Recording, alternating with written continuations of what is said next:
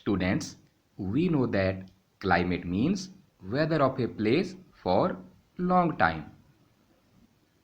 बच्चों, हम ये जानते हैं कि जलवायु का अर्थ है किसी स्थान का लंबे समय तक का मौसम।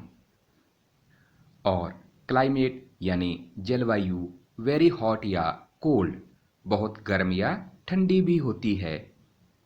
Animals are adapted to live in these conditions.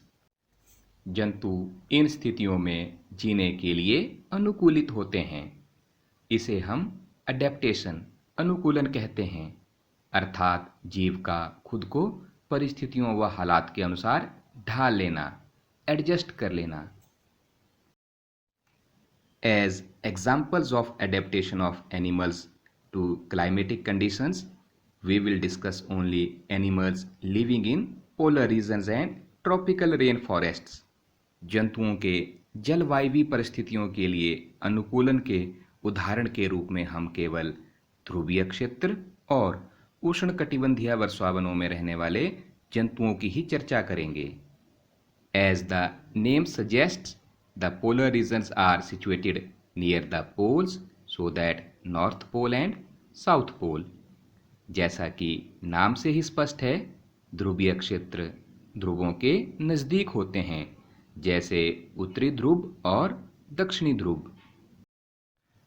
Some well-known countries that belong to polar regions are, ध्रुवीय क्षेत्र के कुछ परिचित देश हैं Canada, Greenland, Iceland, Norway, Sweden, Finland, Alaska in USA and Siberian region of Russia, और रूस का साइबेरियाई क्षेत्र।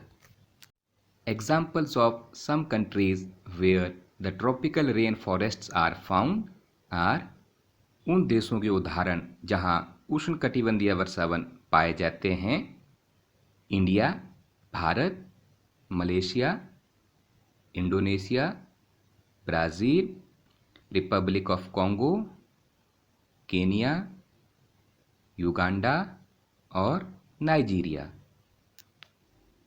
The polar regions present an extreme climate, ध्रुवीय क्षेत्रों में चरम जलवायु पाई जाती है।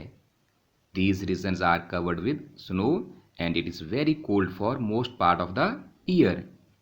ये हमेशा बर्फ से ढके रहते हैं और यहाँ वर्ष के ज़्यादातर समय सर्दी होती है। For 6 months the sun does not set at poles, while for the other 6 months the sun does not rise. ध्रुवों पर 6 महीने तक सूर्यास्त नहीं होता और बाकी के 6 महीनों तक सूर्योदय भी नहीं होता, यानी 6 महीने दिन और 6 महीने रात। In winters the temperature can be as low as -37 degree Celsius. सर्दियों में तो तापमान -37 डिग्री सेल्सियस तक गिर जाता है। आइए जानते हैं ध्रुवीय भालू, पोलर बियर को। ध्रुवीय भालू अपनी सफ़ेद बालों के कारण सफ़ेद बर्फ की पृष्ठभूमि में यह आसानी से दिखाई नहीं देता है और इसके परभक्षी और शिकार इसे आसानी से देख नहीं सकते। The white fur is not easily visible in the snowy white background. Its predator and prey are unable to see it. इसके नखर यानी नाखून मुड़े हुए, लंबे और पैने होते हैं। यह इन्हें बर्फ पर चलने में सहायता करते हैं। इसके अलावा यह शिकार ढूंढने व पकड़ने में भी मददगार होते हैं। It has long curved and sharp claws. These help it to walk on ice. इसकी त्वचा के नीचे वसा की एक परत होती है। इसका शरीर शीतरोधित होता है और इसे गर्म रखता है।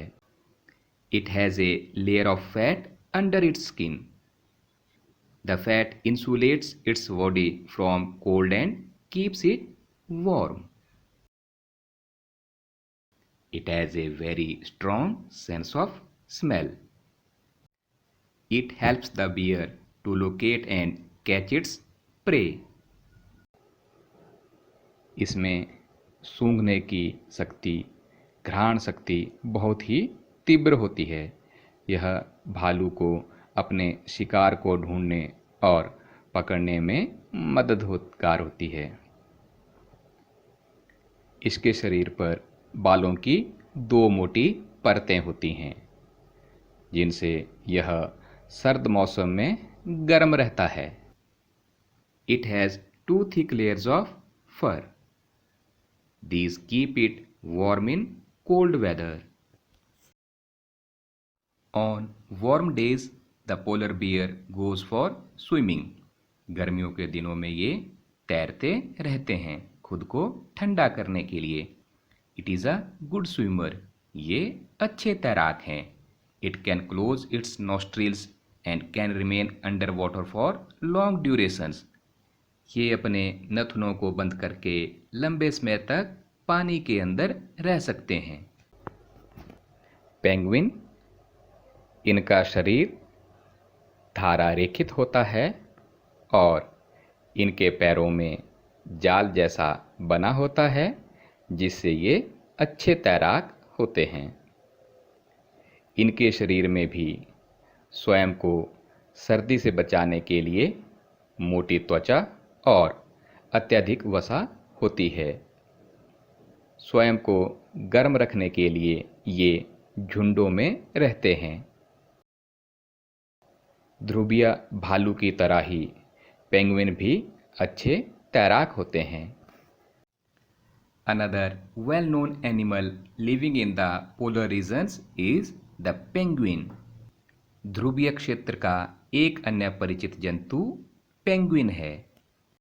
It is also white and merges well with the white background. It also has a thick skin and a lot of fat to protect it from cold. You have seen penguins huddled together. This they do to keep warm.